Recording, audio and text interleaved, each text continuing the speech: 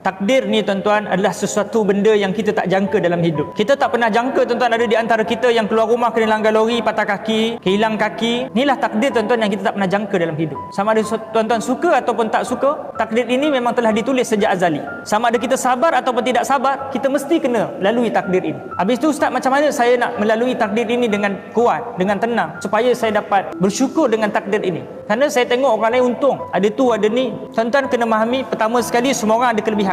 Tuan-tuan belajarlah dengan tajamnya kapak dan tajamnya pisau pencukur. Tuan-tuan, kapak ni tuan-tuan tajam, dia boleh tebang pokok tuan-tuan. Dan kita tengok pisau pencukur pun tajam tuan-tuan, tapi dia boleh tebang pokok tak? Tak boleh. Dua-dua tajam, tapi dua-dua ada manfaat tersendiri. Dalam hidup ni tuan-tuan, setiap di antara kita ada kebaikan tersendiri yang tak sama dengan orang lain. Kita memerlukan semua orang tuan-tuan. Baik itu Allah Ta'ala ajar kita supaya hidup harmoni bertahun. Kita perlukan petani supaya kita ada nasi. Kita perlukan nelayan supaya kita ada ikan. Mana kita duduk di dunia ni, kita tak boleh seorang-seorang. Kita memerlukan orang lain. Sesombong apapun kita mati, kita tak boleh kafan diri kita sendiri tuan-tuan. Kita tak boleh mandi diri kita sendiri tuan-tuan. Semua orang ada kelebihan masing-masing. Kita perlu belajar redha, kita belajar menerima takdir Allah dengan baik, kerana Allah Ta'ala atur yang terbaik untuk diri kita tuan-tuan. Dalam highway pun dia ada nak cepat, nak lambat. Masuk syurga pun macam tu tuan-tuan. Ada orang nak cepat, ada orang nak lambat. Mana ada orang nak lambat, tapi dia akan lambat dan dia akan boleh cepat. Macam mana nak cepat? Cara orang yang nak cepat ekspres masuk syurga tanpa hisab adalah orang yang redha dengan ketetapan yang Allah Ta'ala tetapkan dalam hidup dia